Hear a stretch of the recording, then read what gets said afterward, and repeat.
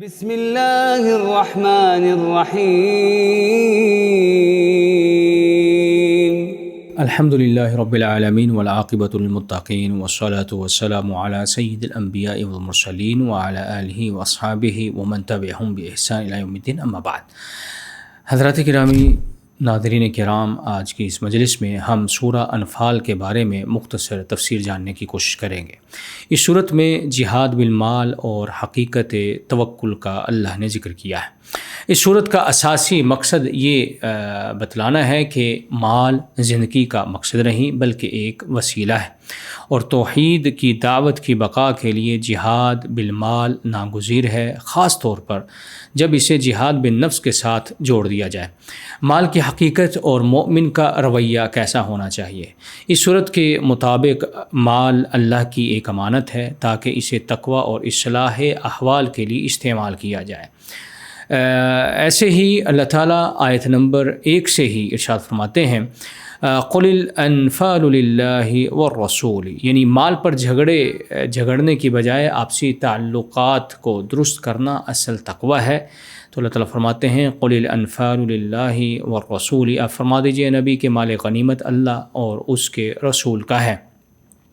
فاتقوا اللہ، اور اللہ تعالیٰ سے ڈرو، واصلحوا ذات بینکم، اور آپس کے باہمی تعلقات کو درست کرو، یعنی مال کی وجہ سے اپنے تعلقات کو خراب مت کرو۔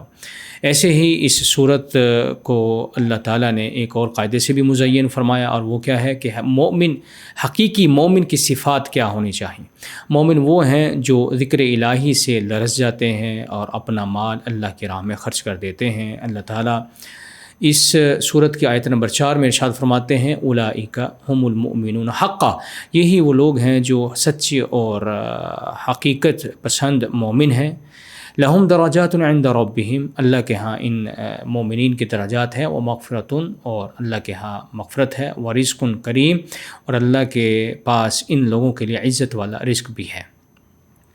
ایسے ہی صورت کے اندر بہترین رزق اور جہاد کی برکات کا بھی ذکر ہے۔ اس صورت میں یہ وعدہ کیا گیا ہے کہ سب سے بہترین رزق وہ ہے جو اعلاء کلمت اللہ، یعنی جہاد کے نتیجے میں حاصل ہو۔ جہاد کے ذریعے اللہ مومنوں کو کئی انعامات سے نوازتا ہے، جیسے کہ قلبی سکون اور ثبات۔ اللہ مومنوں کے دلوں کو جوڑ دیتا ہے اور مومنین کے قدموں کو ثبات، یعنی ثابت قدم رکھتا ہے، ان کو ثابت رکھتا ہے۔ آیت نمبر 11 میں اللہ تعالیٰ ارشاد فرماتے ہیں وَلِيَرْبِطَ عَلَىٰ قُلُوبِكُمْ وَيُثَبِّتَ بِهِ الْأَقْدَامَ، اور تمہارے دلوں کو مضبوط کر دے اور اس سے تمہارے قدم جما دے۔ ایسے ہی دشمن کے مکر و فریب سے بھی اللہ تعالیٰ حفاظت کرتا ہے۔ آیت نمبر 30 میں اللہ تعالیٰ ارشاد فرماتے ہیں کہ اللہ کا مکر دشمنوں کے مکر پر غالب آتا ہے۔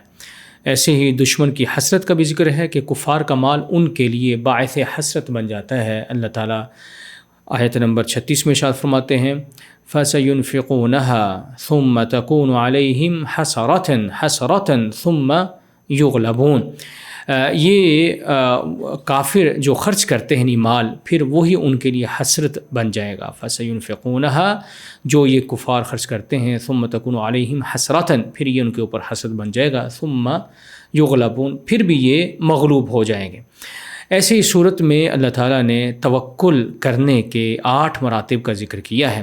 سب سے پہلا مرتبہ یا قاعدہ یہ ہے کہ توحید اور موالات، یہ جاننا کہ اللہ ہی اصل کارساز اور مولا ہے۔ آیت نمبر 40 میں اللہ نے اس کا ذکر کیا ہے۔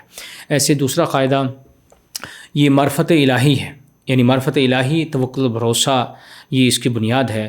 معرفت الہی، اللہ کے ناموں اور اس کی قدرت کی پہچان کرنا۔ ایسے ہی اپنی استعداد کے مطابق تیاری کرنا، جیسے استعداد قتال ہے۔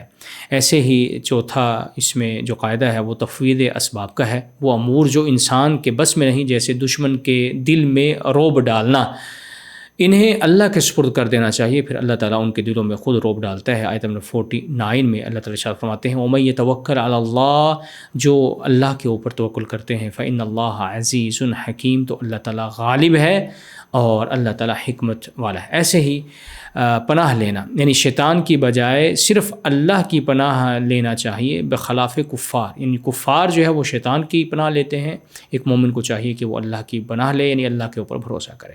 ایسے ہی چھٹا قاعدہ بھروسے کا اور توکل کا وہ حسن ظن ہے۔ اللہ کے وعدوں پر ایک مومن کو کامل یقین ہونا چاہیے کہ اللہ تعالیٰ نے ہمیں فتح کا ذکر کیا ہے، ہم سے جو وعدہ کیا وہ فتح کا کیا، تو اللہ تعالیٰ ہمیں فتح عطا کرے گا، دنیا کے اندر بھی غالب کرے گا اور آخرت کے اندر بھی اللہ تعالیٰ ہمیں نجات دے گا۔ ایسے ہی ساتواں قاعدہ بھروسے کا وہ تسلیم و رضا ہے، یعنی اللہ کے فیصلوں کو اپنے دل سے تسلیم کرنا اور دل سے ماننا، اور اس کی کسی بھی اللہ کے کسی بھی فیصلے کو دل سے جو ہے وہ یا اوپر سے جو ہے وہ اس کو رد نہ کرنا، بلکہ دل سے اس کو قبول کرنا۔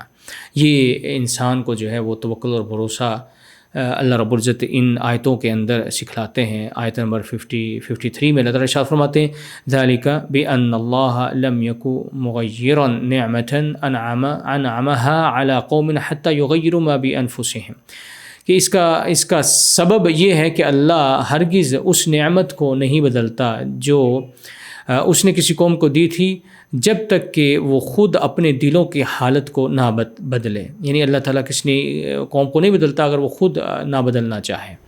تو یہ بھی اللہ تعالیٰ نے ایک قاعدہ ذکر کیا ہے۔ ایسے ہی ایک قاعدہ یہ ہے کہ رضا بالقضاء، جو بھی تقدیر میں لکھا ہوا ہے، قضاء میں ہے، اس کے اوپر اللہ کے فیصلے کے اوپر ہمیشہ خوش رہنا۔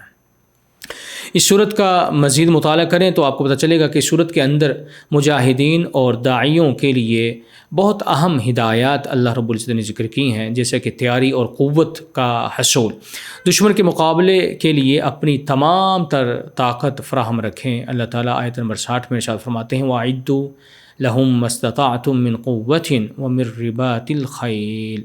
ایسے ہی اتحاد و یگانت کا بھی ذکر کیا کہ آپس کے جھگڑوں سے بچیں، ورنہ آپ کے قدم اکھڑ جائیں گے، آپ کی ہوا اکھڑ جائے گی، ہمت آپ کی ٹوٹ جائے گی۔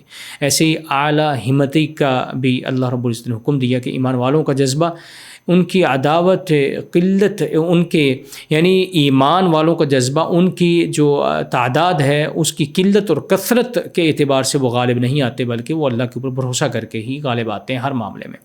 اللہ تعالیٰ آیت نمبر 65 میں ارشاد فرماتے ہیں اِن یکم منکم 20 صابرون یغلبون 200، اگر تم میں سے 20 لوگ صبر کرنے والے ہوں تو وہ 200 لوگوں کے اوپر وہ غالب آئیں گے، بشرطے کہ وہ حقیقی مومن ہوں۔ ایسے ہی ایثار و قربانی کا بھی حکم دیا کہ ایک دوسرے کی مدد کریں اور ہجرت کرنے والوں کو پناہ دیں۔ اللہ تعالیٰ آیت نمبر 74 میں ارشاد فرماتے ہیں والذین آؤوا ونصروا اولئک هم المؤمنون حقا، اور جن لوگوں نے انہیں جگہ دی اور ان کی مدد کی، اولئک هم المؤمنون حقا، یہی سچے اور پکے مومن ہیں۔